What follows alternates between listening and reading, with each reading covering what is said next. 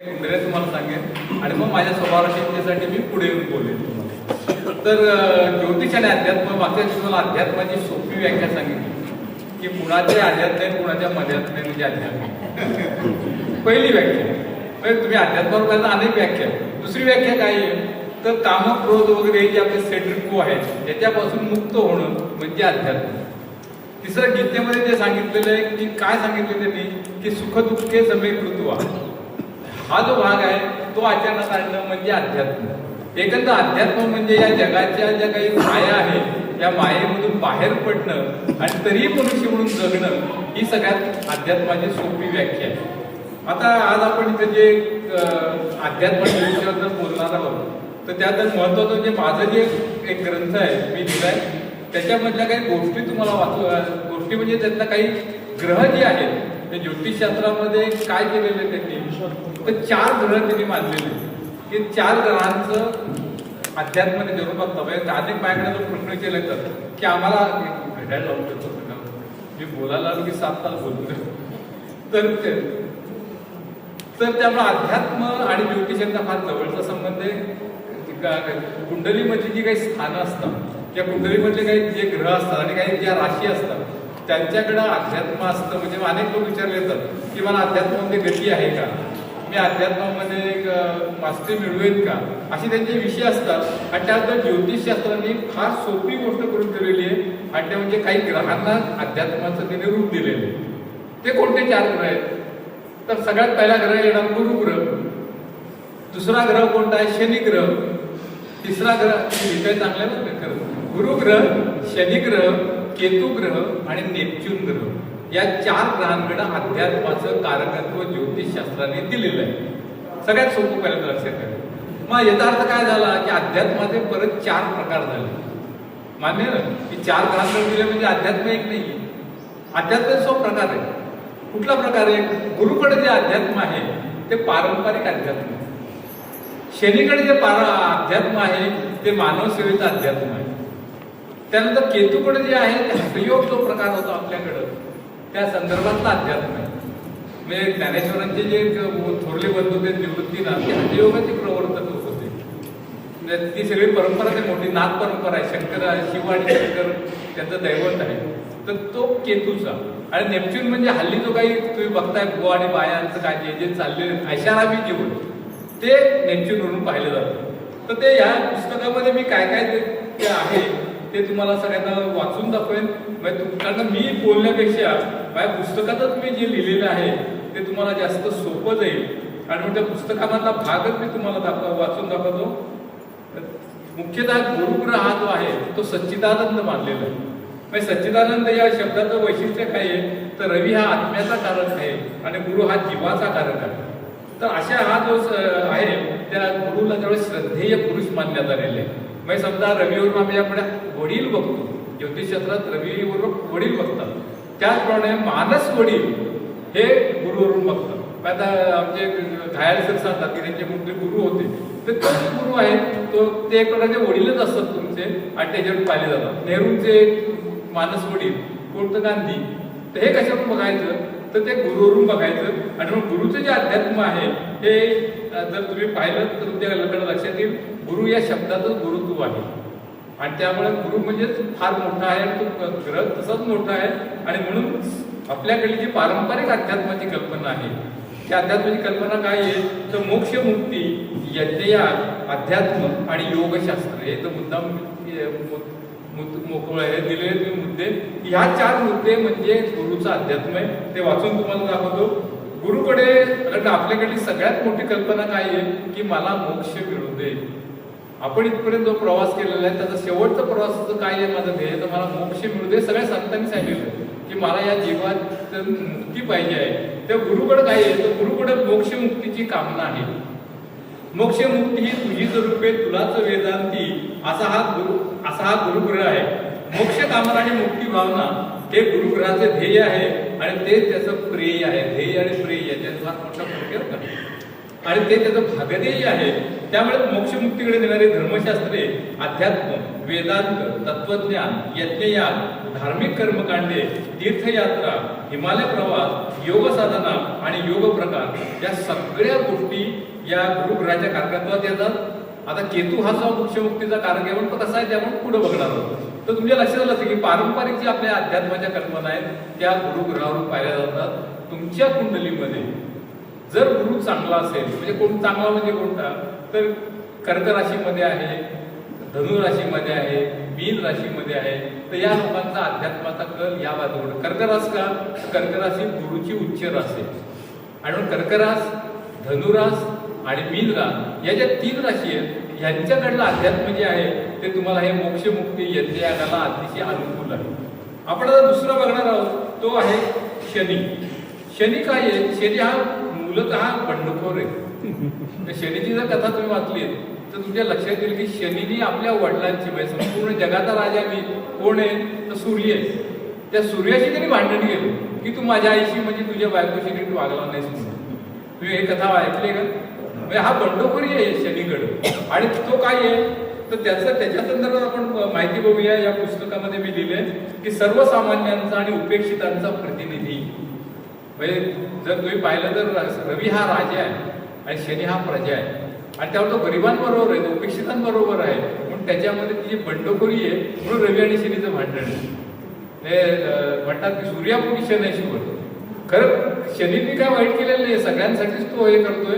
त्या शनीची ही बंडखोरी जी आहे ती अध्यात्मामध्ये पण आलेली आहे। ती कशी आली आहे या पुस्तकात मी लिहिले। माझा जो ग्रंथ आहे हा ग्रंथ मी बाळाजी तांब्यांनी प्रकाशन केलं होतं आणि हा यासाठी लिहिला की मी स्वभावाचे जर आपला जो कार्यक्रम करतो नंतर करणारच आहे तुमच्यासमोर, तर त्यामुळे लोकांना वाटतं की हा म्हणजे काय जोकरच आहे मनुष्य, याला काय ज्ञान आहे म्हणून मी हा 280 महाराज म्हणजे ते सगळे मंडळी मला असं म्हटली, आमची ज्योतिष मंडळी बरं झालं त्यामुळे मी हा ग्रंथ लिहू शकतो। आणि त्यामुळे मी हा ग्रंथ लिहिला।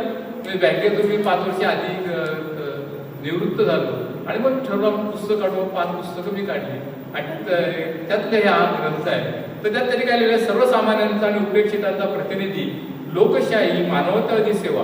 रवी हा लोकशाहीवादी नाही, तो हुकुमशाहीवादी आहे, तो राजा आहे। परत तुम्ही अमेरिकेत जे 80 लाख लोक रस्त्यावर उतरले त्यांनी काय कुठली घोषणा केली ती, नो किंग, काय लक्षात, साम्राज्यवाद नको आहे आम्हाला लोकशाही पाहिजे। तर अध्यात्मामध्ये लोकशाही आणणारा आणि मानवतावादी आणणारा हा जो ग्रह आहे तो म्हणजे शनी ग्रह आहे। नीट आहे का? शनी हा ग्रह मला दूर दूर आहे, ज्यामुळे सत्तेपासून सर्वसामान्य मनुष्य दूर असतो, त्यामुळे हा शनी या सगळ्या ग्रहांपासून दूर आहे। सम्राट सूर्याचा पुत्र असूनही तो युवराज नाही, युवराज कोणी बुध आहे का? तो म्हणतो मला युवराज पण नको, मला साधा प्रजा म्हणूनच राहायचं का, मी प्रजेचा प्रतिनिधी आहे। या दृष्टीने तो इतर ग्रहांहून उपेक्षित आहे। इतर ग्रहाला वाटतं की सत्तेच्या आसपास राहायला पाहिजे, आपण तर मला सत्ता नको, मला जनकल्याण पाहिजे। शनीने सेवकपद स्वीकारले आणि दास्यत्व पत्करले आहे कोणाचं, जनतेचं। कारण शनी हा सूर्याप्रमाणे साम्राज्यवादी, नीट आहे का हे वाक्य, शनी हा सूर्याप्रमाणे साम्राज्यवादी, मंगळाप्रमाणे विस्तारवादी, गुरुप्रमाणे धर्मवादी नाही, तर तो उपेक्षित, पददलित, शोषित, वंचित, मुक्त, विमुक्त, नोकरदार, सेवक वर्ग अशा दलित आणि जलित जनतेचा त्यांचा प्रतिनिधी आहे, त्यांच्या दुःखाचा प्रतिनिधी आहे। सूर्य राजा आहे तर शनी प्रजा आहे। आणि ज्योतिषशास्त्रामध्ये शनीवरून न्याय पाहिला जातो। म्हणजे ज्योतिषशास्त्राची जी मांडणी केली आहे ना ती फार वेगळ्या प्रकारची मांडणी आहे। लोकांचा गैरसमज आहे की काही ग्रह योग पाठ केले म्हणजे आपल्याला येईल, बिलकुल नाही। ज्योतिष येण्यासाठी तुम्हाला यात मुद्दाम एक पहिलंच प्रकरण दिलंय आणि ते आहे तर्कबुद्धीचा आधार आणि विस्तार। ज्याला ज्योतिष चांगलं शिकायचं आहे ना ते ग्रह वगैरे तुम्ही योग पाठ नाही केले तरी चालतील, पण हे जे त्याचं बेसिक आहे प्रत्येक ग्रहाचं, प्रत्येक राशीचं, प्रत्येक स्थानाचं, ते तुम्ही जर तुमच्या लक्षात ठेवलं तर चांगल्या चांगल्या कुंडल्या तुम्ही सोडवू शकता। आणि म्हणून मी याच्यावर पहिल्या याच्यावर astrology is logic and not magic, ती कोणती जादू नाही। तुम्ही तर्कशास्त्राचा विचार करा आणि त्या दृष्टीने तुम्ही पुढे गेलात। अध्यात्मामध्ये हेच आहे बरं का, याचं तर्कशास्त्र आहे किंवा या तर्कशास्त्र हा विषयच मुळी शनीवरून पाहिला जातो, तत्वज्ञानाने, बरोबर। हे दोन्ही विषय शनीवरून पाहिले जातात। तर बघा तुम्ही सांगतो की सूर्य राजा आहे तर शनी प्रजा आहे, शनी न्यायी आहे। त्यामुळे एखाद्या कुंडलीमध्ये शनी चांगला असेल तर मी त्याला सांगतो तुम्ही वकील व्हा, तुम्ही न्यायाधीशासाठी म्हणजे त्यांची जे काय सरकारी वकिलासाठी परीक्षा असतात त्या परीक्षा तुम्ही चांगले पास व्हा। तर त्यासाठी शनी हा न्यायी आहे। आणि दुसरं म्हणजे तो काय आहे तर जगा वेगळा आहे। म्हणजे आपण सगळेजण एका राजा म्हणजे सर्वश्रेष्ठ असं आपण मानतो, शनी बरोबर उलटा विचार करतो की नाही, राजाचे पाय सुद्धा मातीचे असू शकतात। हा वेगळा विचार आहे। हा जो जगा वेगळा विचार आहे तो विचार करणारा म्हणजे शनी आहे. त्यामुळे शनी काय आहे तर सर्वसामान्य दुःखाचा निदर्शक, कर्म करून दुःखमुक्ती मिळवा असे म्हणणारा मार्गदर्शक, जुन्या नव्याचा समन्वय घडणारा समन्वयक, सर्वसामान्यांचा तारक म्हणून लोकशाहीचा कारक आहे. शनीबद्दल आपल्यासमोर सगळ्यांची जी प्रतिमा उभी गेली आहे किंवा वेगळ्या प्रकारची तशी नाही आहे शनीची प्रतिमा. म्हणजे ज्योतिषशास्त्रात तुम्हाला लक्ष येईल. त्यामुळे लोकशाहीमध्ये कुंभरास शनीची आवडती रास आहे. रवी राजशाहीचा, गुरु धर्मशाहीचा, मंगळ ठोकशाहीचा आणि शनी मात्र लोकशाहीचा कारक आहे. त्यामुळे ज्योतिषशास्त्रामध्ये मंगळाचा शनीकडून प्रभाव होतो. ज्योतिषशास्त्रामध्ये कोणता ग्रह कोणत्या ग्रहाचा पराभव करतो असं एक विवेचन आहे. त्यामध्ये मंगळ हा सेनापती आहे. त्या सेनापतीचा जो पराभव कोण करतो तर शनी करतो. त्याच्या मागे ही भूमिका आहे लोकशाहीची. तेव्हा त्यामुळे ज्योतिषशास्त्रामध्ये मंगळाचा शनीकडून पराभव होतो. ठोकशाहीवर लोकशाही विजय मिळवते. अरब जनता सुद्धा अरब स्त्रीमुळे आधुनिक काळात हे सिद्ध झालं. त्या शनीकडे सर्वसामान्य माणसाप्रमाणे दैन्य, दुःख, दारिद्र्य म्हणजे अद्भुत सहनशक्ती आहे. गुरुवरून समाजसेवा पाहतात, पण गुरुच्या सेवेला धर्मप्रचार आणि धर्मप्रसाराचा रंग नसतो. हे हा फरक लक्षात ठेवा. गुरु आणि शनीमधला सगळ्यात मोठा फरक. गुरु म्हणतो की या धर्माच्या प्रचारासाठी प्रसारासाठी मी सेवा करतोय. मदर टेरेसा ख्रिश्चन धर्माच्या प्रसारासाठी मी लोकांची सेवा करणार आहे. शनी मात्र तसं कधी मानत नाही. शनी म्हणतो की माझी सेवा ही मानवतेची सेवा आहे. कुठल्याही धर्मासाठी कुठल्याही मानव हाच माझा धर्म आहे. आणि म्हणून शनीचे अध्यात्म आहे. अर्थात प्रत्येकाचे विचार वेगळे आहेत, पण हे अध्यात्म शनीचं आहे. उदाहरणार्थ गांधीजी, शिवाजीराव पटवर्धन, बाबा आमटे, लेप्रसीच्या लोकांना घरात लोक ठेवत नाही, त्याची सेवा करण्याचं काय कारण आहे? गांधी आणि शिवाजीराव पटवर्धन, बाबा आमटेचा मुद्दाम उल्लेख केला. अनेकांना माहित नाहीये की गांधी आपल्या आश्रमामध्ये रोज एका परचुरे शास्त्री नावाचे एक ग्रस्त होते, ज्यांना लेप्रसी झाली होती, त्यांची सेवा ते करायचे. आणि म्हणून गांधींचा जन्मदिन हा लेप्रसी डे म्हणून संपूर्ण जगभर साजरा केला जातो. आणि आज त्यामुळं त्यांच्यापासून प्रेरणा घेतली शिवाजीराव पटवर्धनांनी. आणि अभिमान मला नेहमी असं वाटतं की माझ्या शिवाजीराव पटवर्धन हे माझे चुलत आजोबा, आणि त्यांनी आपली दमखंडीची म्हणजे आमची आपली प्रॉपर्टी सोडून दिली, आमच्या आजोबांच्या नावावर गेली. आणि त्यांनी आपलं संपूर्ण जीवन अमरावतीला तिचे कोण मंडळी असेल त्यांना माहीत असेल की संपूर्ण वाहून घेतलं. बाबा त्यांनी त्याच प्रकारचं केलं. बरोबरला मी जाऊन आलो, त्याच्यावर बघून आलं सगळं.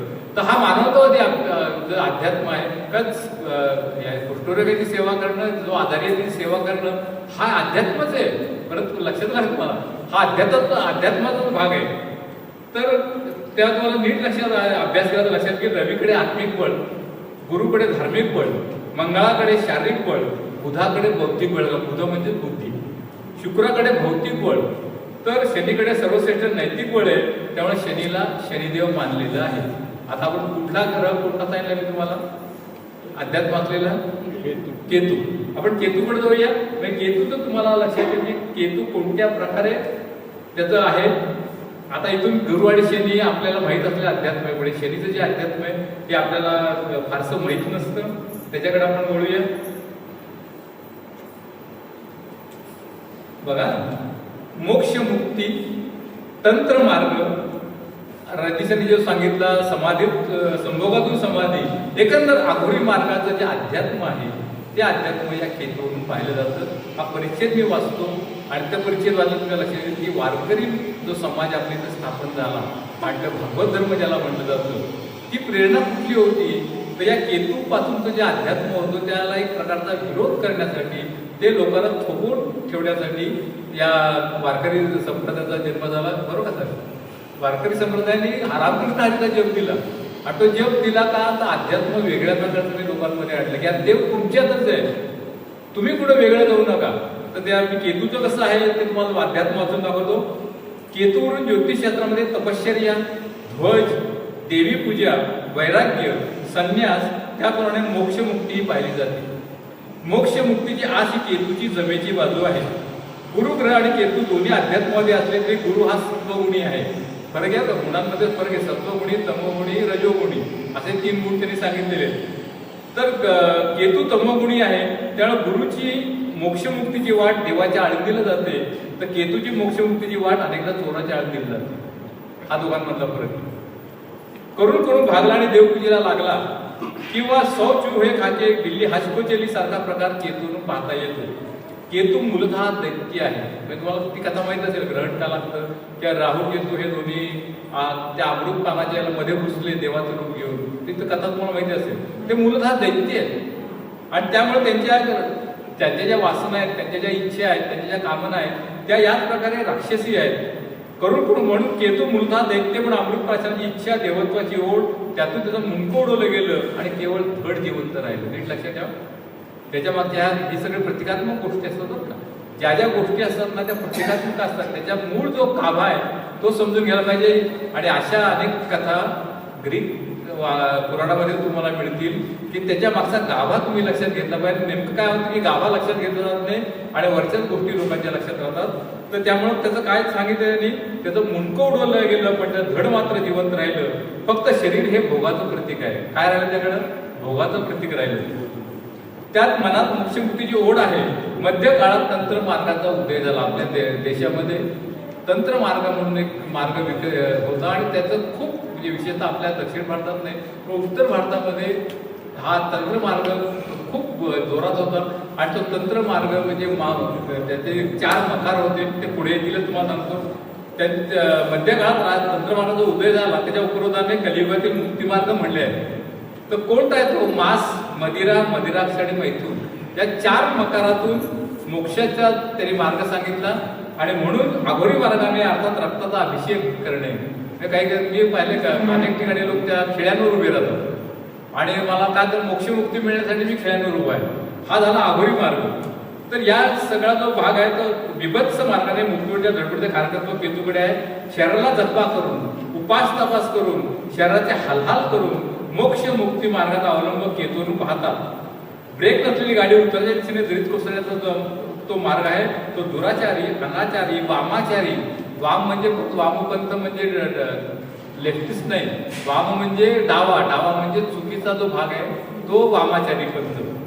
तर तो म्हणून मध्य काळामध्ये रामकृष्ण हरीचा उद्घोष करत, आता सांगितलं मी सरांना की रामकृष्ण हरी त्याचा अंक म्हणत असत. तर रामकृष्ण हरीचा उद्घोष करत भक्ती मार्गाचा जन्म झाला.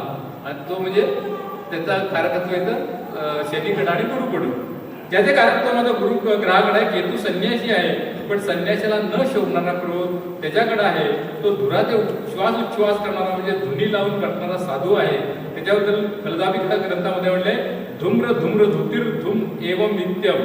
तर तो मसणजोगी आहे. तरी केतूसारखा दानव ग्रह देवत्वासाठी मोक्षमुक्ती वाटणे स्वतः उदयन करून पाहतो. हे नक्कीच प्रशंसनीय, अभ्यासनीय आणि अभिनंदनीय आहे. आपण पुढला बघूया नेपच्यून काय आहे. नेपच्यून हा जो ग्रह आहे जुन्या नवग्रहामध्ये त्याचा समावेश नाहीये. पण नवग्रह नेपच्यूनचा जेव्हा हे केला तेव्हा या प्रकारचा अभ्यास झाला.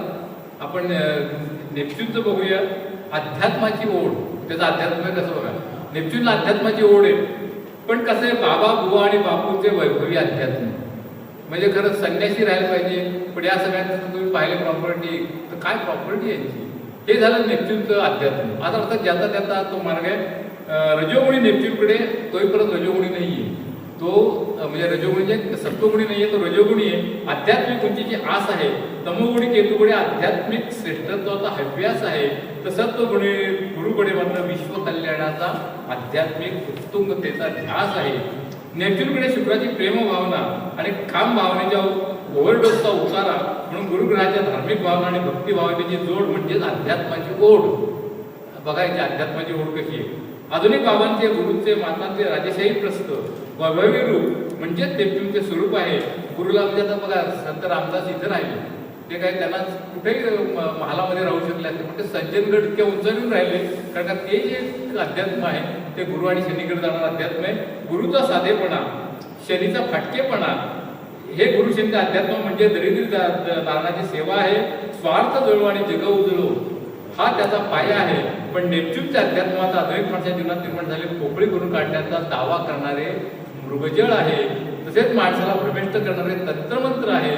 खरात करून तुम्हाला सगळ्या लक्षात येईल. तर डोळ्यासमोर ठेवा मी जे काय वाचून दाखवते नेपच्यूनचं ते अध्यात्म तुमच्या लक्षात येईल. तेव्हा तसेच माणसाला भ्रमित करणारे हे तंत्रमंत्र आहे.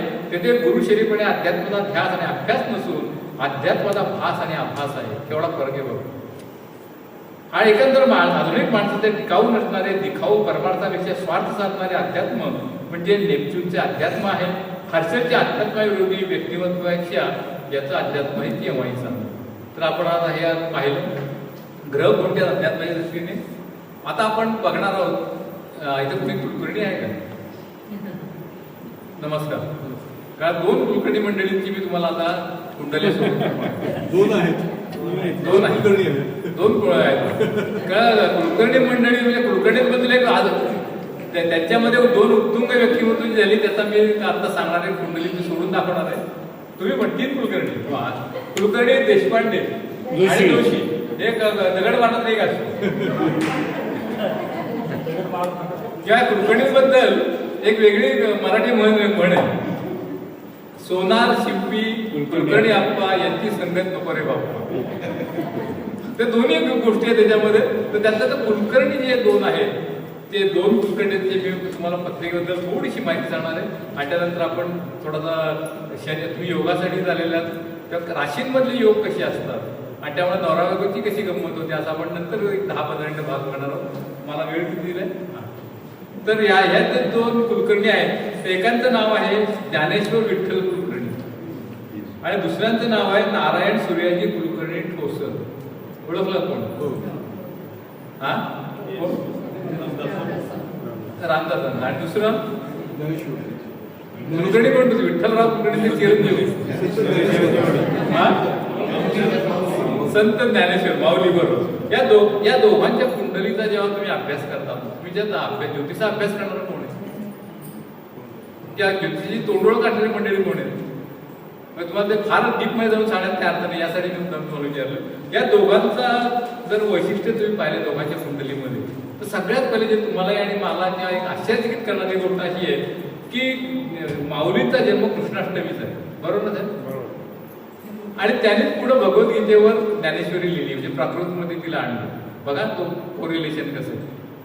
संत रामदासांचा जन्म केव्हा आहे? त्यांचा सुद्धा असाच नवमीला जन्म आहे. त्यांचा जन्म झाला 14 मार्च 1608 आणि जाम या ग्रामी म्हणजे आमची ब्रँच होती सिंडिकेट बँकेची जामला ब्रँच होती. तर या दोघांच्या कुंडलीमध्ये अजून काय वैशिष्ट्य आहे तर ज्ञानेश्वरांच्या कुंडलीमध्ये लग्नरासही वृषभ आहे आणि चंद्ररासही वृषभ आहे. मला परत तो फरक सांगायला लागेल.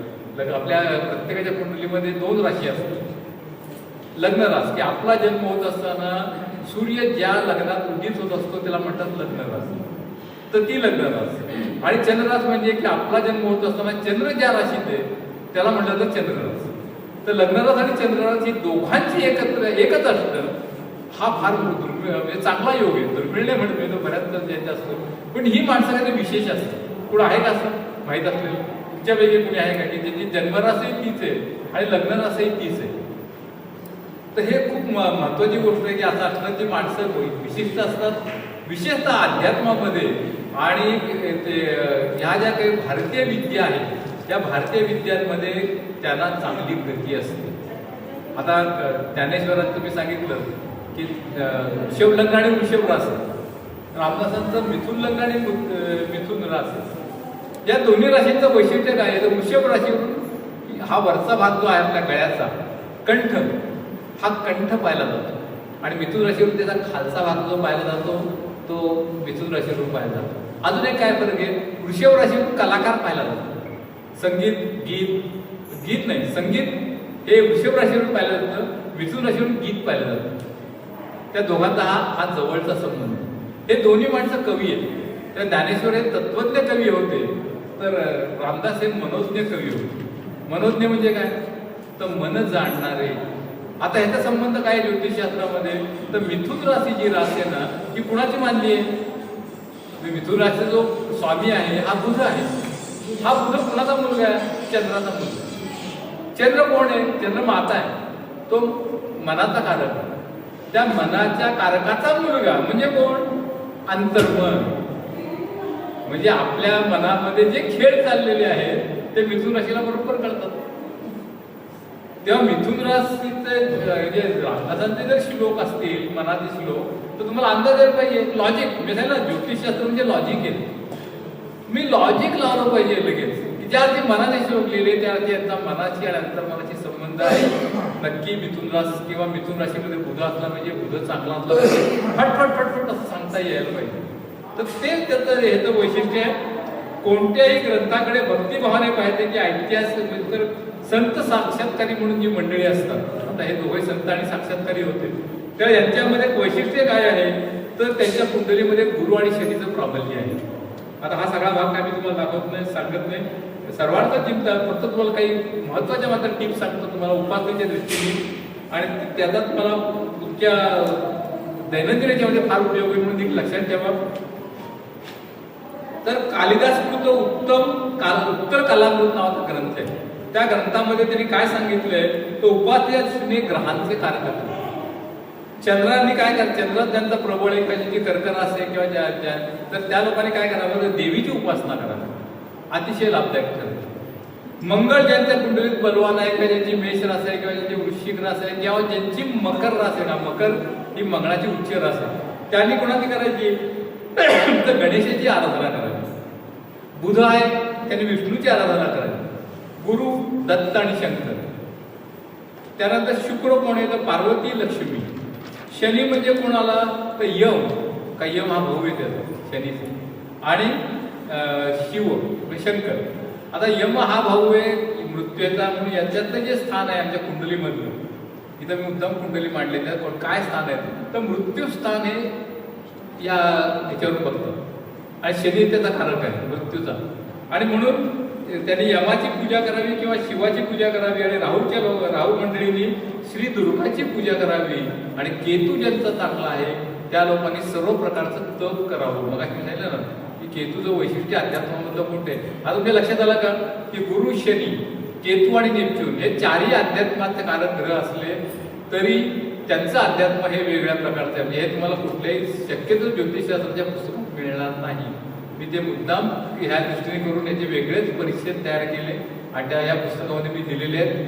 कोणकोणते स्थान आहेत तर 4, 8, 12. काय 4, 8, 12 जे कोणती कर्क रास, वृश्चिक रास आणि मीन रास या राशी काय मानलेले आहेत मोक्षकारक मानलेले आहेत. तो मोक्ष त्रिकोण मानलेला आहे.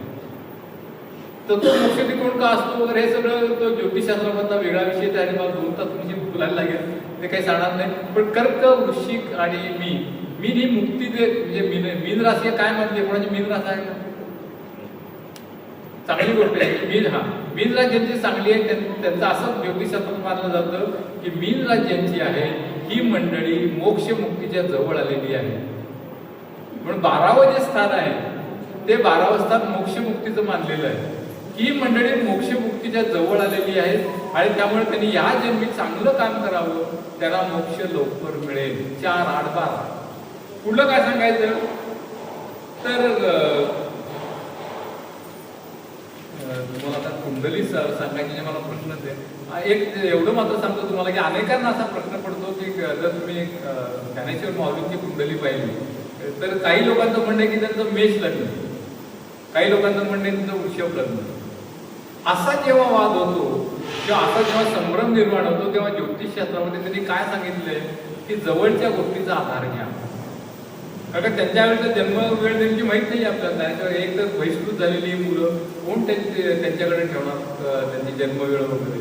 काय पूर्वी काही घरामध्ये असायचं, आमच्या पटवर्धन घराण्यामध्ये आमच्या सगळ्यांच्या कुंडल्या झाल्या जन्माला आलेल्या केलेल्या आहेत आणि त्या बायका संग्रहात आहेत सगळ्या, आणि त्यामुळे मला वेगळा अभ्यासही करता येतो.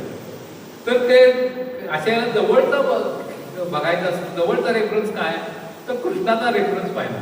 कृष्णाष्टमीला जन्म आहे. दुसरा रेफरन्स काय आहे कृष्णाचं सुद्धा वृषभ लग्न आणि वृषभ रास आहे, आणि मग ते जर असेल तर यांचं मग वृषभ लग्न धरलं गेलं. आणि त्या अनेक गोष्टी जर तुम्ही पाहिल्या जे अध्यात्माच्या दृष्टीने लिहून आणलेले तर त्याच्या दृष्टीने अतिशय त्याला सोपं असं ते आहे. आता आपण यांची कुंडली तुम्हाला काही माहीत नसेल तर उगाच तुमचा वेळ घेण्यात काही अर्थ नाही किंवा तुम्हाला बोर करण्यात काही अर्थ नाही. दुसरी जी कुंडली आहे ती मी सांगितल्यामुळे राधास्वामींविरुद्ध तुम्ही बरीच माहिती वाचली असेल की 12व्या वर्षी ते टाकळीला नाशिक इथं गेले. त्यानंतर पुढली 12 वर्षी त्यांनी संपूर्ण भारतभर भ्रमण केलं. 24व्या वर्षी ते पुन्हा आईला येऊन भेटले आणि आईला त्यांनी श्रीरामाचं दर्शन घडवलं. खुद्द रामदासांना सुद्धा त्यांनी आपल्या मोठ्या भावाकडे विचारलं. हे तुम्हाला माहिती आहे का नको सांगायला? त्यांचे वडील दीक्षाधारी होते, सूर्याजी पंत. ते खूप फार मोठी दीक्षाधारी होते, वेगळ्या लोकांना दीक्षा द्यायचे. तर रामदासांनी सांगितलं आपल्या त्यांच्यानंतर ते काम त्याच्या मोठ्या बंधूंकडे आलं. मोठ्या बंधूंना त्यांनी सांगितलं की मला तू काय दे, मला दीक्षा दे. त्याने तुला दीक्षा देता येणार नाही कारण तू खोडकर आहेस, तू हुड आहेस. आणि हे बघा गंमत बघा, ज्योतिषशास्त्रात सुद्धा मिथुन राशीला हुड मानलेलं आहे. मी माझ्या धर्मात होतो, यांचे कसे असतात त्यांचं चिन्ह जे आहे ते तरुणा आणि तरुणीचं जोडपं आहे. काही माणसं कशी असतात अवकळ, खट्याळ, मिस्किल, चाहटळपणा यांच्याकडे लहानपणी खूप असतो. आणि म्हणून मोठ्या भावाने सांगितलं की मी तुला देणार नाही दीक्षा. मग ते रागावले रामदास स्वामी आणि एका मंदिरात जाऊन बसले. आणि मंदिरामध्ये ते श्लोक तुम्ही त्यांचे वाचा म्हणजे ते सगळं लक्षात येईल मी जे काही सांगतो. आणि तिथं त्यांना श्रीरामाने दर्शन घडवलं आणि बरोबर त्यांच्या 12 वर्षांनी आपल्या मातोश्रींना ते दर्शन घडवलं. तुम्हाला हे माहिती आहे का त्यांनी हा जो वेश परिधान केला हा का केलाय नाही माहिती, थोडं माहिती आहे का? मीच फक्त बोलते असं व्हायला तेवढं उत्तर यायला पाहिजे, माहित नाही ना. तर त्यांना हिमालयामध्ये मारुती भेटली आणि तो कसा त्याला श्वेत मारुती असं तरी नाव दिलं. आणि त्या श्वेत मारुतीने यांना ती वस्त्र दिली आणि ती वस्त्र घालून ते मग जन्मभर राहिले असं सांगितलं जातं.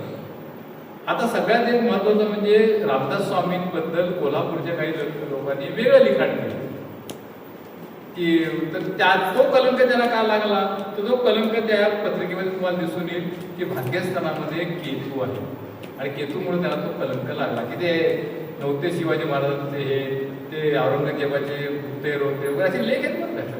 तो कलंक माणसा पत्रिकेचा कलंक असतो तुम्हाला कशामुळे लागेल हे कळत असतं तुम्हाला पत्रिकेवर. या माणसाचा कधी ना कधी अपमान सोसायला लागणार, या माणसावर कलंक लागणार. लोक याला कृष्णाला कलंक लागलाय ना, मी ऐकलेलं आहे समर्थपूरच्या संदर्भामध्ये. तर तसा त्यांच्याबद्दल तो लागला. त्याचं कारण काय आहे हे मी लिहिले पडतं, सगळं तुम्हाला जाण्यात काही अर्थ नाही. तर त्यांनी या प्रकारे हे केलं.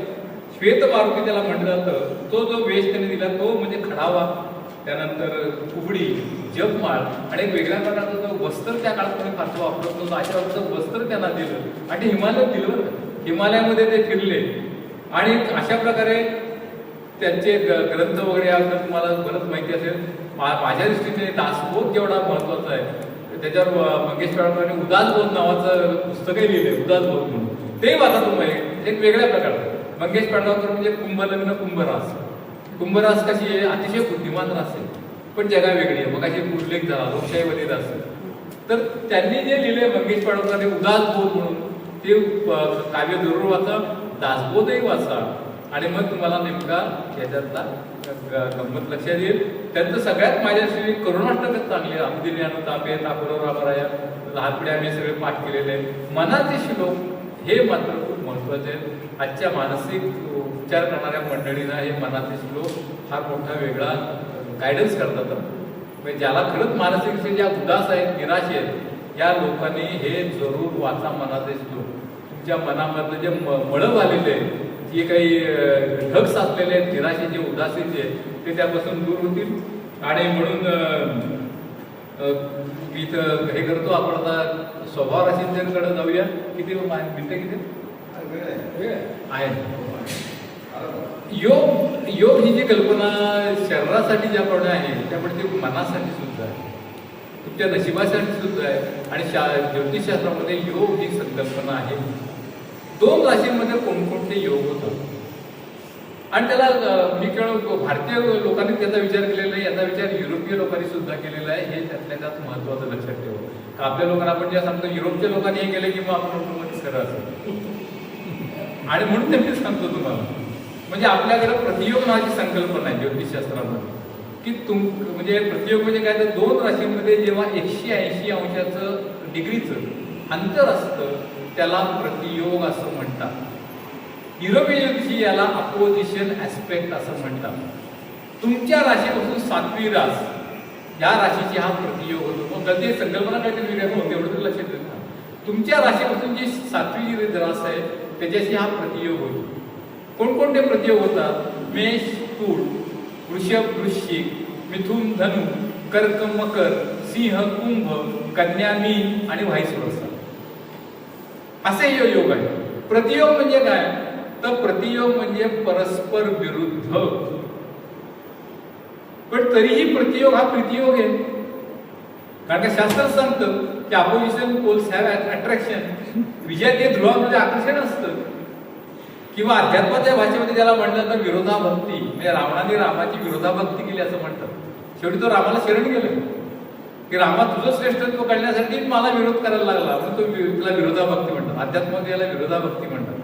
म्हणजेच काय तर परस्पर विरुद्ध असून सुद्धा परस्पर पूरक आणि परस्पर पोषक असणं म्हणजे प्रतियोग. यांचं प्रेम कसं असतं तर साथ आपली सुटणार नाही. या दोन राशींमधलं प्रेम कसं असतं तर साथ आपली सुटणार नाही, जोडी आपली फुटणार नाही. आपण एक उदाहरण बघूया. मकर रास आणि कर्क रास दोघांमध्ये प्रतियोग. दोघांचा स्वभाव एकदम विरुद्ध आहे, एकदम विरुद्ध आहे. कर्क रास म्हणजे काय तर कर्क रास साधी सरळ इमोशनल रास आहे, तर मकर रास एक प्रॅक्टिकल रास आहे. बघा दोघांचं बरोबर काम झालं, इमोशनल आणि प्रॅक्टिकल.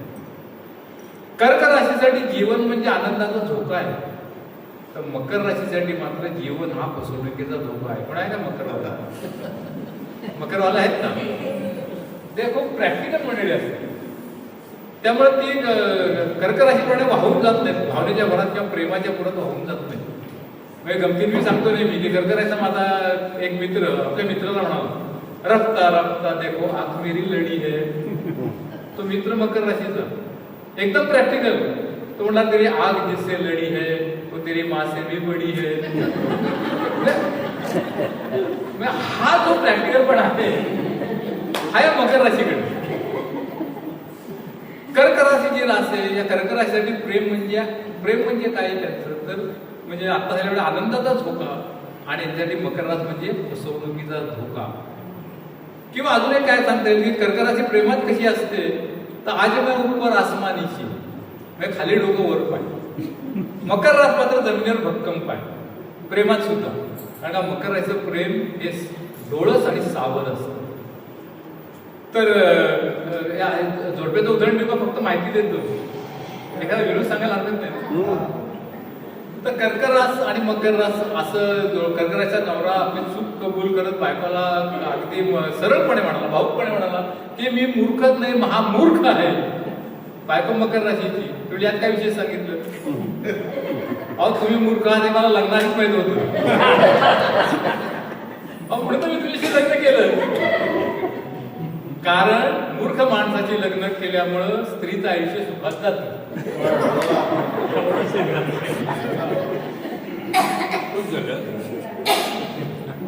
कुठला पण योग आहे कर्क राशीचा एक विनोद आहे पण तो सांगत नाही. आपण कुठल्या योगाकडे जाऊया का सांगू? कर्क राशी कर्क रास बरं का चंद्राची रास. चंद्राची रास असल्यामुळे ही रोमॅन्टिक रास आहे, साधी सरळ प्रेमळ आणि रोमॅन्टिक रास आहे. चंद्र जो आहे तो चंद्राचं प्रेम सगळ्यात जास्त कुणावर होतो माहितीये तुम्हाला? करेक्ट, रोहिणी नक्षत्रात तो जास्त राहतो आणि त्या रोहिणीवर त्याचं प्रेम होतं. आणि म्हणून ती कथा आहे त्याच्यामध्ये की त्याच्यातून त्याला पुढे क्षयरोग झाला, म्हणजे आत्ताचा टीबी झाला त्याला, आणि मग तो कसा बरा झाला. म्हणजे या ज्योतिषशास्त्रात ह्या कथांचा अर्थ काय आहे तर या कथांचा अर्थ जेव्हा क्षयरोगाचा तुम्ही अभ्यास कराल तेव्हा चंद्र बघा आणि चंद्राच्या आधारे ते उत्तर द्या, चंद्राच्या कला कशा आहेत त्या दृष्टीने त्याकडे बघा. ते जर प्रश्न विचारला आले तुम्हाला की असा मला त्रास आहे, औषध केव्हा घेऊ ते तुम्ही सांगू शकाल. तर हा कर्क रास जो आहे हा रोमॅन्टिक ग्रह आहे. अशा कर्क राशी रोमॅन्टिक रास आहे. तर मकर राशी बायको नवऱ्याला म्हणाली की अहो आपल्या शेजारी नवीन जे जोडपं राहायला आलंय ना, अहो काय रोमॅन्टिक आहे. मी रोज सकाळी पाहते की नवरा ऑफिसला जाताना तिला मिठीत घेतो. तुम्ही का असं नाही करत? मकर राशी कर्क राशीचं नाव रोमॅन्टिक, त्यालाही तेच वाटत होतं. पण बायको म्हणल्यावर तो गडबडला. आठवतो म्हटलं अगं माझ्या आई मी तसं करेन, पण मी तिला मिठीत घेतलेलं तुला झालेलं काढते नवऱ्याला आवडलं.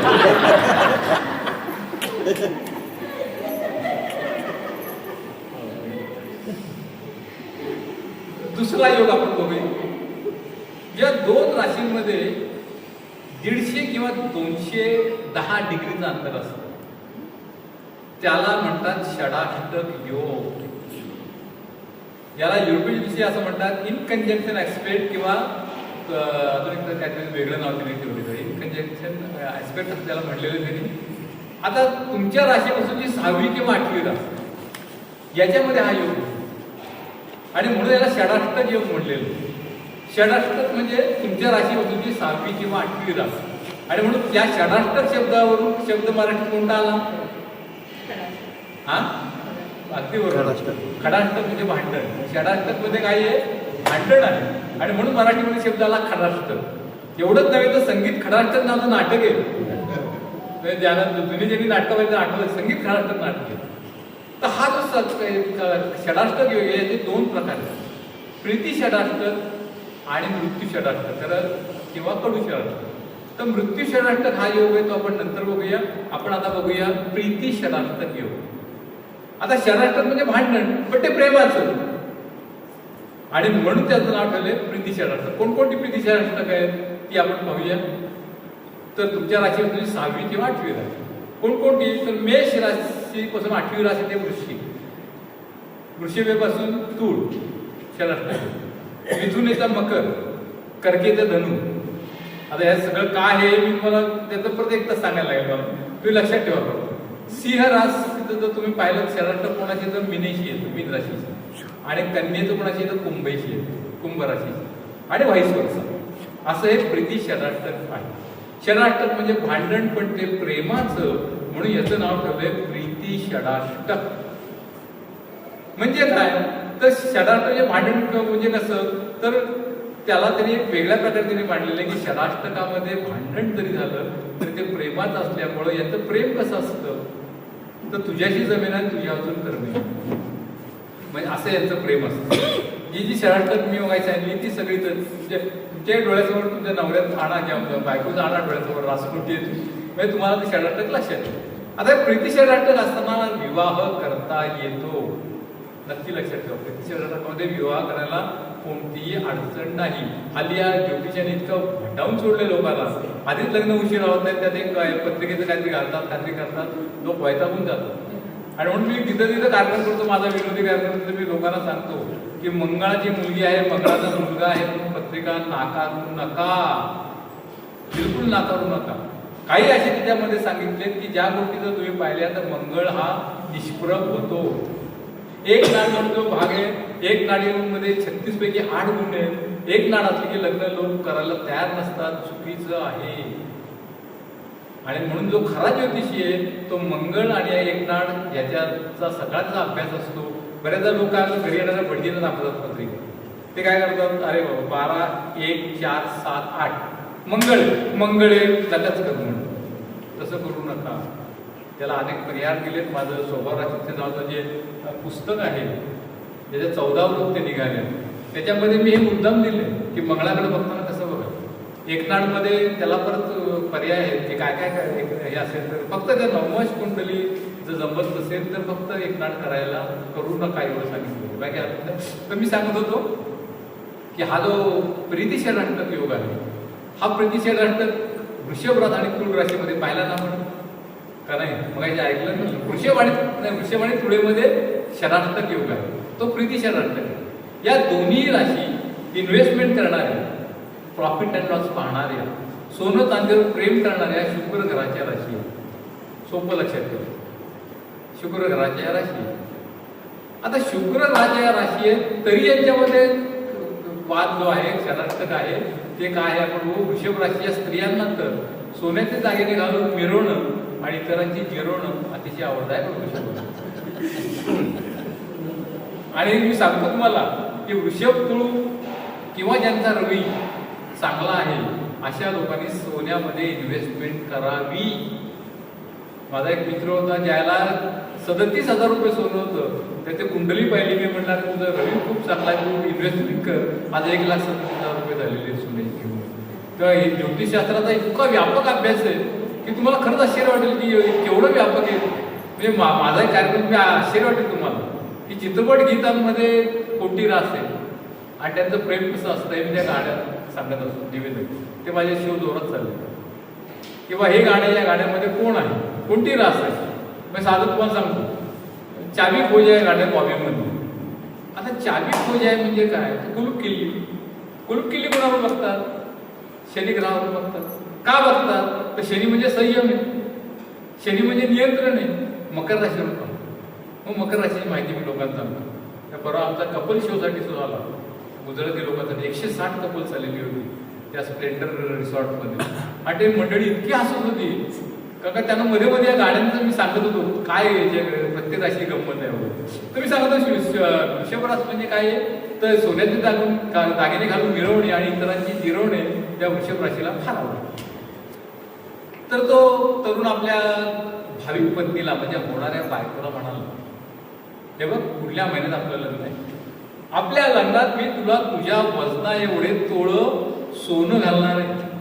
पण काय तुला मी एवढं सोनं मिळतंय त्यामुळे तू आनंदी होण्याच्या ऐवजी तू कसला विचार करतेयस. ती होती वृषभवाली. ती म्हणली मी विचार करते की पुढल्या महिन्यात आपलं लग्न, ते आपल्या लग्नापासून आपलं वजन जास्ती असं कसं वाढवावं. कारण जास्त वजन जास्त सोनं, मोर इन्व्हेस्टमेंट मोर प्रॉफिट. तरुणाचा तरुण राशीचा क्षणार्थ घेऊ आम्हाला बिझनेस माइंडेड.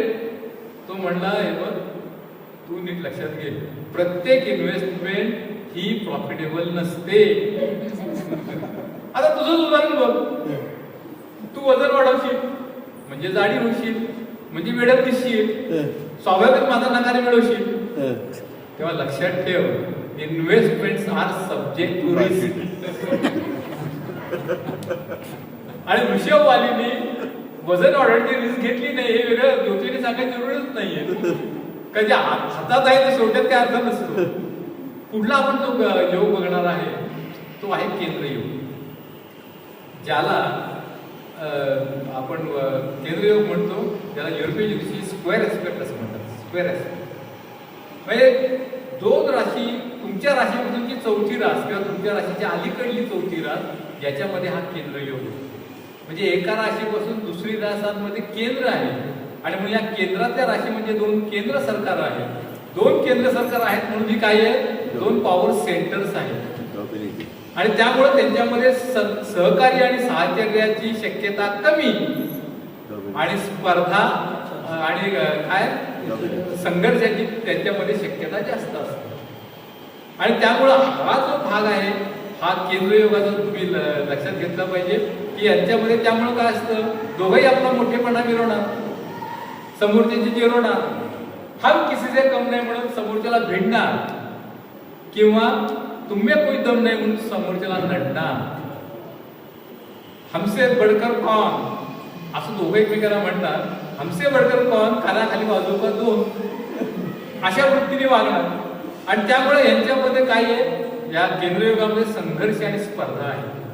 तो नवरा सिगारेटचं पाकीट खिशात ठेवत बायकोला म्हणाला की स्त्री आणि सिगारेट या दोघींची पुरुषांच्या खिशात राहण्याची लायकी असते. बायको वृश्चिक राशीची केंद्रयुगातली ती म्हणली स्त्री आणि सिगारेट या दोघींना फालतू समजणं ही तुम्हा पुरुषांची फार मोठी गलती असते. कारण का स्त्री आणि सिगारेट या दोघींमध्ये पुरुषांची राख रांगोळी करण्याची शक्ती असते.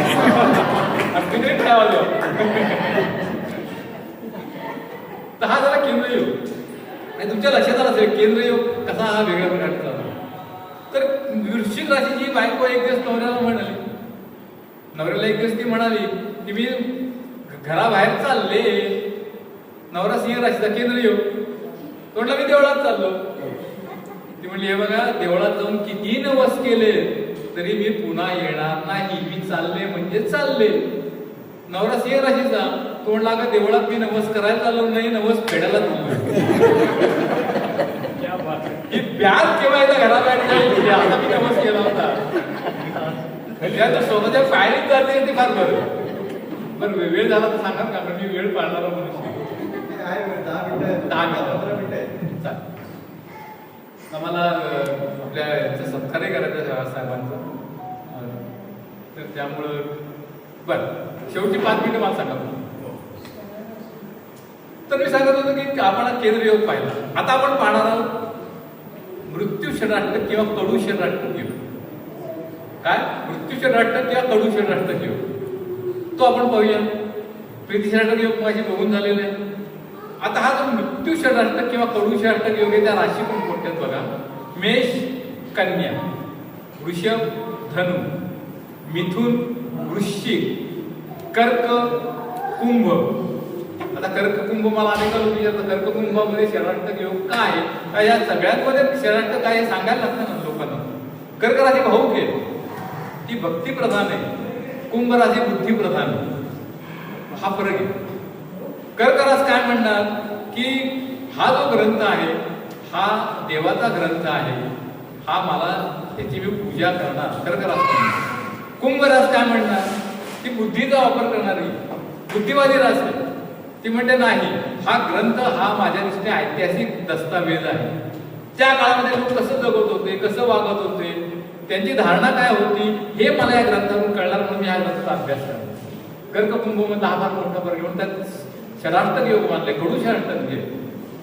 तर कर्क आणि कुंभ, सिंह आणि मकर, तूळ आणि मी, ही सगळी षडाष्टक आहेत.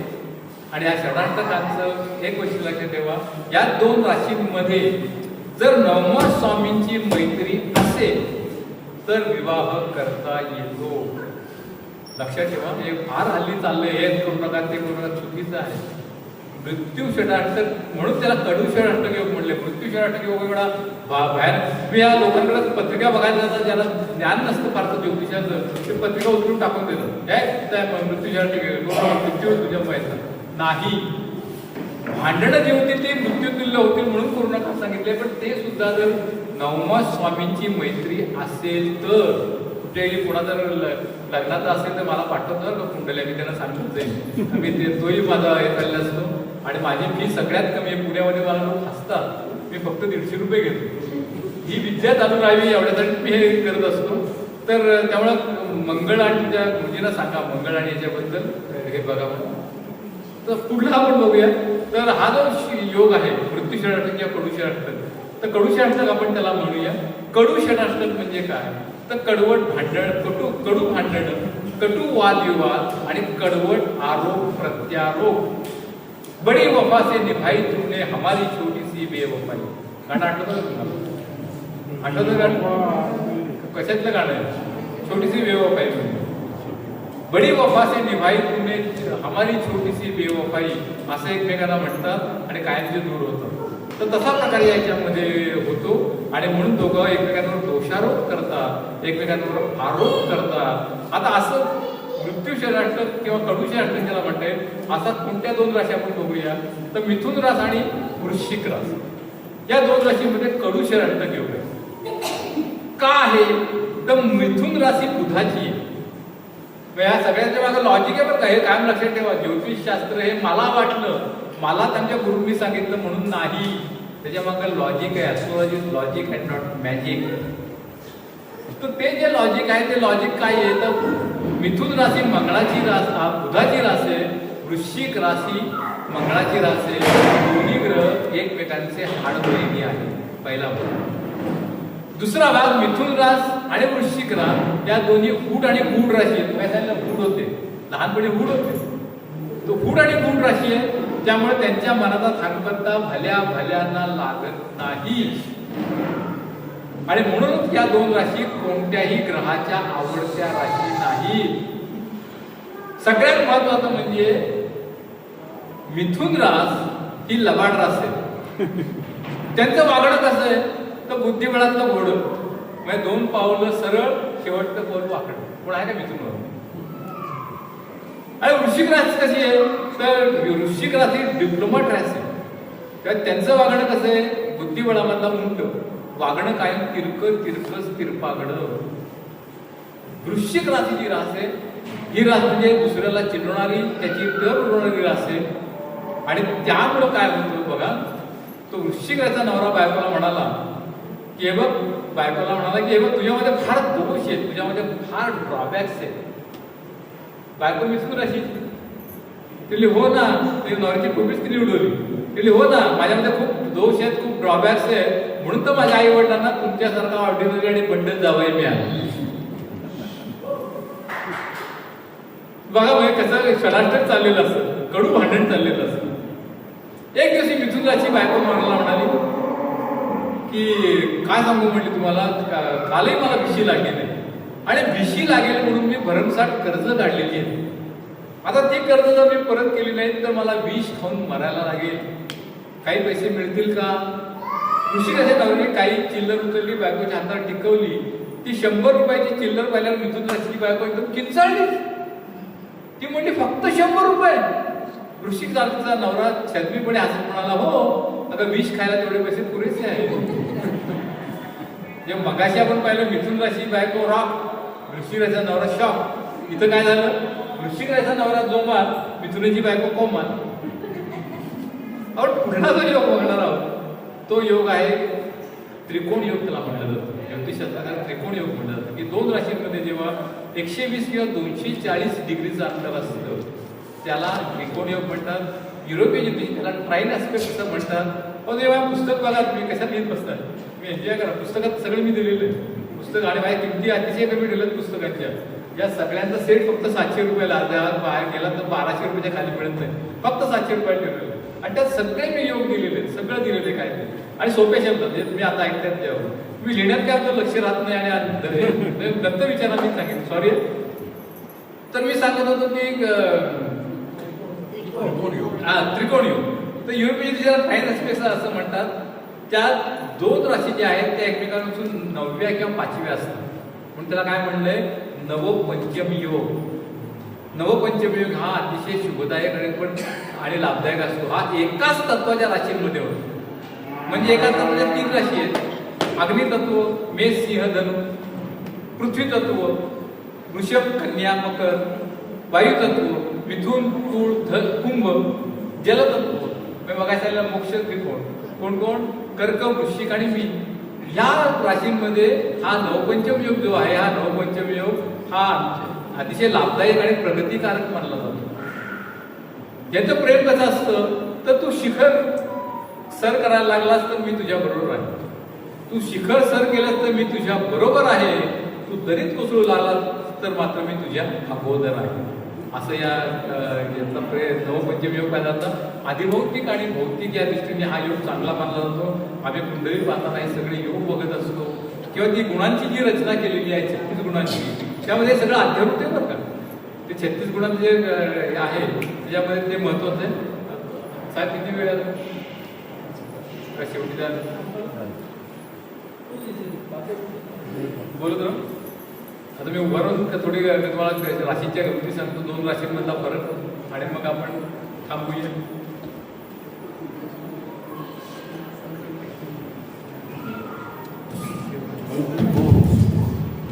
मी बोललो नाही तशी. तर कर्क रास म्हणजे पंडित नेहरूंची शांती सेन. नीट लक्षात ठेवा. कर्क रास म्हणजे तुफान, सॉरी मेष रास ते येईल सगळं. तर पुन्हा मेषला सांगतो की मेष रास म्हणजे सुभाष बाबूंची क्रांती सेना, तर कर्क रास म्हणजे पंडित नेहरूंची शांती सेना. मेष रास म्हणजे तुफानावर आंधी, तर कर्क रास म्हणजे महात्मा गांधी. गांधी आणि नेहरू या दोघांची रास कर्क आहे. मेष रास म्हणजे आग आणि राग आहे, तर कर्क रास म्हणजे अनुराग आणि त्याग आहे. संपलं, मेषरास संपली. किंवा मेषरास म्हणजे हात जोडा, तर कर्क रास म्हणजे माणसं जोडा. केवढा फरक आहे 2 राशींमध्ये. कर्क रास आणि तूळ रास आपण बघूया फरक. कर्क रास म्हणजे सेवा अर्थात मिशन. मला वाटतं आपल्या सरांचे रास होतं कर्क रास आहे सेवा. कुठे गेल्या? कर्क रास म्हणजे सेवा अर्थात मिशन, तर तूळ रास म्हणजे कमिशन आहे. याचा सल्ला घ्यावा का? सल्ला चांगला गल्लावर सल्ला देतो. तर मी सांगतो कर्क रास म्हणजे सेवा अर्थात मिशन, तर तूळ रास म्हणजे कमिशन. कर्क रास म्हणजे काय म्हणतो? कर्क राशीचा जो प्रियकरी म्हणतो की मोहब्बत के भीड़ भरे रास्तों पर तुम्हें इससे दुख मिलेगा, दुःखाने म्हणतो. तुळवाला त्याला सल्ला देत सांगतो, अरे मोहब्बत के इन भीड़ भरे रास्तों पर तुम बियर-बार फलोगे तो तुम्हें बहुत पैसा मिलेगा. चहा लाभदायक का हानिकारक असा प्रश्न विचारला तर सरळ समाजी कर्क रास सांगते की चहा व्यसन आहे, चहा हानिकारक. तुळवाला मात्र व्यवहारी आहे. तो कोणी जर मला चहा पाजला लाभदायक, कोणाला पाजायला लागला हानिकारक. स्थूल रास म्हणजे इकॉनॉमिक्स, तर मकर रास म्हणजे पॉलिटिक्स.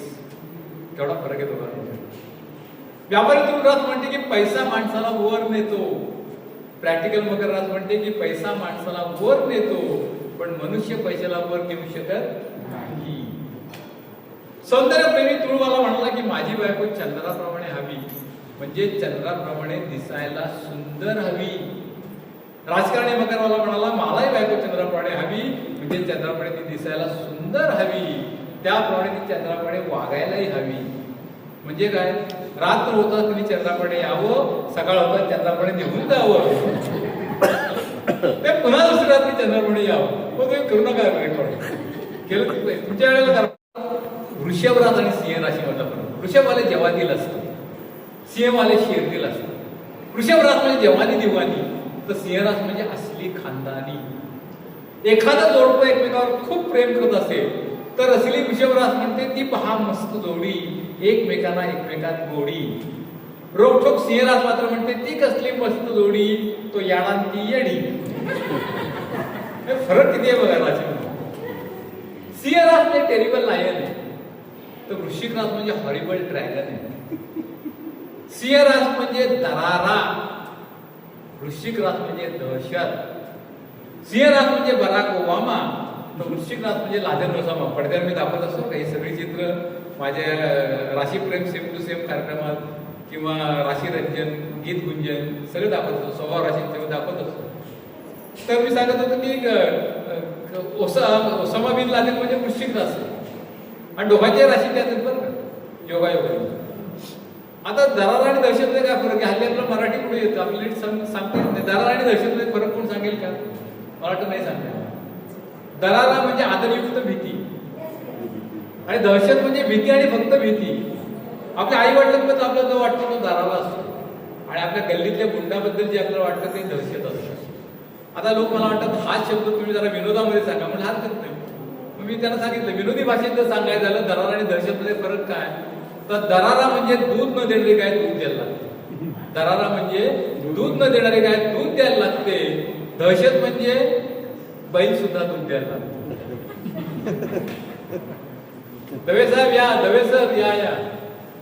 त्यांच्या सौ आमच्या ज्योतिष क्लासला आहे, या या चला. हा अरे विसरू चल. तर आपण कुठपर्यंत आलो? सिंह रास आणि वृश्चिक रास. वृश्चिक रास आणि कुंभ रास. वृश्चिक राशी मंगळाची आहे त्यामुळे ती शस्त्र आहे, तर कुंभ राशी शनीची आहे त्यामुळे ती शास्त्र आहे. तुम्हाला लक्षात आलं बरं, त्या मगाशी ती शास्त्र आहे. वृश्चिक राशी डिटेक्टिव्हची आहे त्यामुळे ती सर्च करत असते. कुंभ राशी सायंटिस्टची आहे त्यामुळे ती रिसर्च करत असते प्रत्येक गोष्टीत. हो दवे साहेब तुम्ही ऐकलं एक मजा येईल, हसायला नाही काय वृश्चिक रास. आणि प्रत्येक गोष्टीत चूक काढणारी वृश्चिक रास काय म्हणते की खोड रबर हे चुका काढणाऱ्यांसाठी असतं. जगावेगळी संशोधक कुंभ रास मात्र म्हणते की खोड रबर हे चुका करणाऱ्यांसाठी नसतं, ते चुका सुधारणाऱ्यांसाठी असतं. चला आपण थांबूया.